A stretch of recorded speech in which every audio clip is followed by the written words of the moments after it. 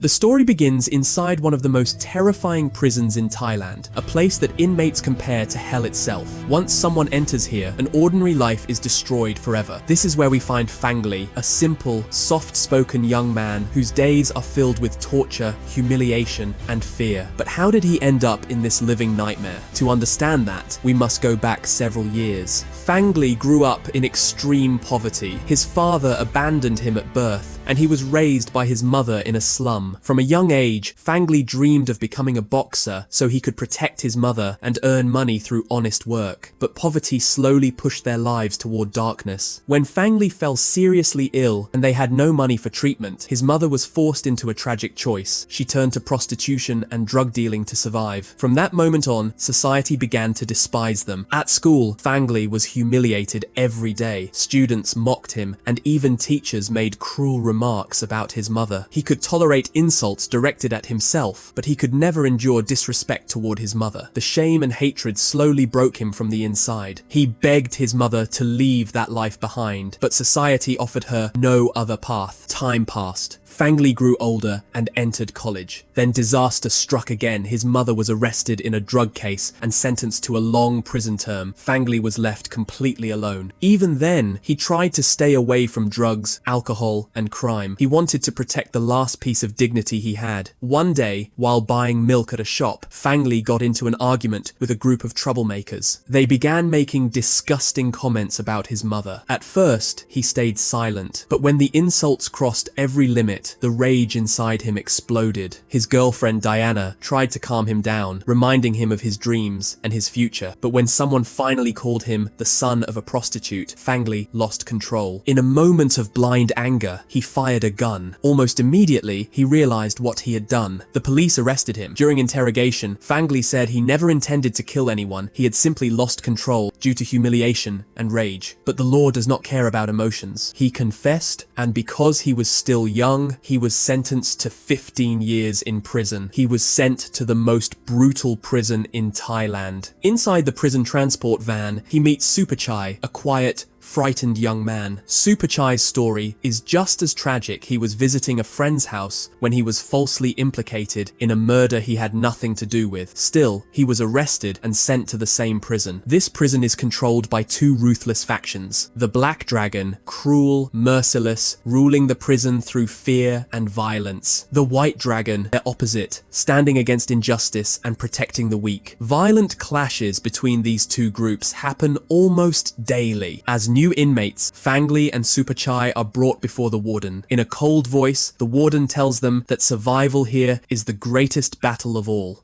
They are then sent to the preparation room, where prisoners prepare other prisoners. Fangli's head is shaved. He is humiliated, beaten, and mocked. Superchai trembles in fear, crying uncontrollably. Fangli says nothing and silently endures everything. Finally, they are assigned to the Black Dragon group. That night, a Black Dragon member named Maddock comes and says the boss wants to see them. Fangli refuses to go, but out of fear, Superchai agrees. Standing before the Black Dragon, Superchai breaks down. The gang leader makes obscene gestures and attempts to force him. He gives him two choices: accept the humiliation or be tortured daily by the entire group. Terrified, Superchai lowers his head in submission. Soon after, Fangli is dragged in as well. Now the same horrifying fate waits for him. Fangli rejects the Black Dragon's offer with pure hatred. His self-respect is more important to him than his life. He clearly declares that he would rather die than accept such a filthy demand. This enrages the Black Dragon. His men brutally beat Fangli all night. They continue until his body is covered in blood. When he is nearly dead, they throw him aside and leave. Fangli loses consciousness. The next day, during mealtime, Fangli barely manages to stand. Every part of his body is injured, his vision blurred. Maddock kicks his food onto the floor. Suppressing his anger, Fangli bends down to pick it up. From a distance, Huang, the right-hand man of the White Dragon, watches in pain. But the White Dragon stops him because any open conflict could trigger another deadly war, and the authorities have already issued strict warnings. In the shower area, the Black Dragon humiliates Fangli again. He tells him that nothing in this place is free. Everything requires payment. Fang Li responds with disgust, saying he will never sell his dignity. That defiance leads to another beating. They force him to kneel and strike his chest with sticks. Then the Black Dragon orders Superchai to beat Fang Li. Superchai trembles he cannot harm an innocent man, but the Black Dragon threatens him. If he refuses, he will be punished instead. Terrified, Superchai weakly kicks Fang Li, but even that does not satisfy them. When Madok attacks again, he insults Fang Li's mother with filthy words. In that moment, something inside Fang Li ignites. For the first time, he fights back with real force, but this becomes his greatest mistake. The entire group swarms him. Beaten from all sides, Fang Li finally collapses, his body completely broken. As Fang Li lies on the ground, drifting in and out of consciousness, memories from his childhood begin to flood back. He remembers fighting in illegal matches to earn money for his mother. He remembers the day he was badly injured, and above all, he remembers his mother's tearful words. Don't fight anymore. He had promised her that one day he would take away all her suffering. Holding on to that memory, Fang Li loses consciousness once again. Sometime later, the warden arrives and orders him to stand in line on the field. Superchai runs to him, apologizing over and over, believing it was his fault that Fang Li had been tortured so brutally. Fang Li does not blame him. Superchai secretly gives him an orange, saying it will help his wounds heal. But as soon as they reach the field, Madok begins beating Superchai for helping Fang Li. At that moment, Fang Li steps forward and challenges Madok in front of everyone. If you have the courage, fight me. This experience. Before the fight can begin, Huang intervenes. Fang Li is in no condition to fight. Madok responds with a cruel condition. Huang must fight him instead. If Madok wins, Fang Li will belong to the Black Dragon forever. But Huang demands something more. He also wants Superchai to be freed. The situation is about to explode. Just then, the White Dragon himself arrives and stops Huang. He says there is no need for meaningless bloodshed. If even one life can be saved, that alone is victory. He declares that there will be a fight for Fang Li. The result, Huang wins. That very night, Fang Li is transferred to the White Dragon's side. For the first time since entering this hell, Fang Li feels safe. Huang and the White Dragon accept him like a brother. They promise to treat his wounds and help him stand again. But while Fang Li finally finds peace, Superchai's life becomes even more unbearable. The Black Dragon humiliates him daily, overloads him with work, and tortures him at night. While Fang Li slowly heals among the White Dragon, his friend is sinking deeper into hell. Days pass. One day, Diana, Fang Li's girlfriend, comes to visit him. Seeing her after so long, Fang Li breaks down. Diana tells him that her family has arranged her marriage. Because of her father's illness, she could not refuse. Then she reveals something even more devastating. Fang Li's mother has died in prison. Diana handled all the funeral arrangements herself. She begs Fang Li to leave this place one day and start a new life, to forget the past. Then she walks away. Fang Li is left standing alone, crushed by the pain of losing his mother and the emptiness of losing the woman he loved. Later, he returns to see Huang once again fighting Madok and his men. Fang Li joins the battle. As the clash grows dangerously intense, the prison emergency alarm blares. Everyone is forced to lie on the ground. Lying beside him, the White Dragon tells Fang Li this is why he does not want war with the Black Dragon, because they turn even small conflicts into rivers of blood. In that moment, Fang Li realizes something important. Even in this hell, he has finally found a family. But Superchai is still trapped in the darkness. Fang Li tells the White Dragon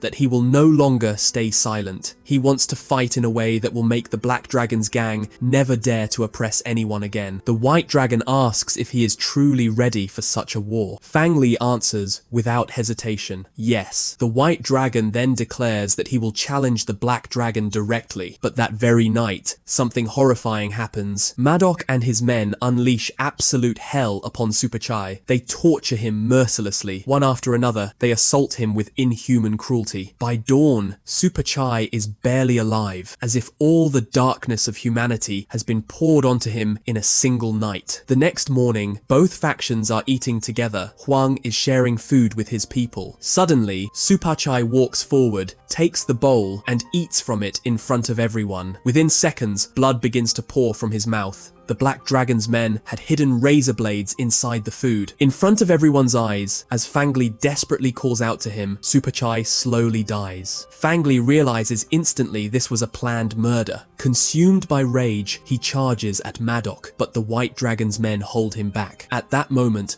the White Dragon himself steps forward and declares to the Black Dragon, "From today on, there will be no mercy. If you have the courage, fight me." He vows that peace will return to this prison and that injustice will no longer be allowed to survive. The next day, both factions face each other on the field. A massive clash erupts. Fists fly, bodies crash, and the fight quickly turns brutal. At first, the White Dragon holds his ground with sheer strength and discipline, but the Black Dragon breaks the rules. He secretly pulls out a knife and drives it into the White Dragon's stomach. The guards rush in and forcefully stop the fight, issuing harsh warnings to everyone, but the damage is already done. The White Dragon's wound is deep and life-threatening. That night, he lies quietly under his blanket, telling no one. Fang Li and Huang notice something is wrong: the fever, the bleeding. There is no medicine. The doors are locked. Fang Li screams for help, but no one comes. In a calm, gentle voice, the White Dragon tells them that this may be his last night. He thanks them and says, "You are my family." Before dying, he makes one final request: that they destroy the Black Dragon's gang and continue to stand against injustice. Before dawn, surrounded by those he loved, the White Dragon takes his final breath. The next morning, in the shower area, Fang Li and Huang attack the Black Dragon's men. The Black Dragon himself arrives, mocking them, asking where their useless boss is now. Fang Li roars back, "You cheated and killed our leader. I will never forgive you." He challenges the Black Dragon to a one-on-one fight. The Black Dragon accepts. The fight will take place that afternoon in the bathroom, in secret, knives only. Fang Li agrees to every condition. Huang is worried, but Fang Li explains, if a large-scale fight breaks out, the guards will stop it, but in a private duel, he can end everything. Inside the bathroom, the two stand face to face. The Black Dragon is highly skilled with a blade. Fang Li is forced back, and even suffers a serious wound to his hand. Smiling cruelly, the Black Dragon says, "The White Dragon is dead. Now it's your turn." At that moment, something ignites inside Fang Li. He remembers the White Dragon's words. He rises again. This time, the Black Dragon cannot control him. Fang Li moves behind him, locks his arm around the Black Dragon's neck, and does not release until the life drains out of him. The Black Dragon collapses to the floor dead. The guards rush in and separate everyone. Fang Li and Huang are arrested and thrown into solitary cells. They know their punishment will be severe, yet in their hearts, there is a strange sense of peace. They have ended a monster. Soon after, the warden arrives and informs them that they will be transferred that very day to another prison, one even more dangerous than this one. Fang Li asks, "When the Black Dragon was killing our leader and Super Chai, where was justice then?" The warden replies, "They murdered perfectly. No witnesses, no evidence. You killed in front of everyone. That is why punishment is inevitable." Then he gives them a final piece of advice. If you want to protect the truth, you must stand against injustice. But if you want to survive inside prison, you must learn how to destroy your enemies without leaving proof. Even on the path of justice, you must know how to stay alive. At last, Fang Li and Huang are placed into separate vans, sent to different and even more brutal prisons. In their silent farewell, they make a vow in their hearts. As long as they live, they will never allow injustice to happen before their eyes. They will follow the White Dragon's path, standing for justice against the darkness. And with that oath of blood and righteousness, the story comes to an end. Thanks for watching. I really appreciate you spending time here. If you found this helpful, please like the video and subscribe for more every week. Turn on notifications so you don't miss the next upload.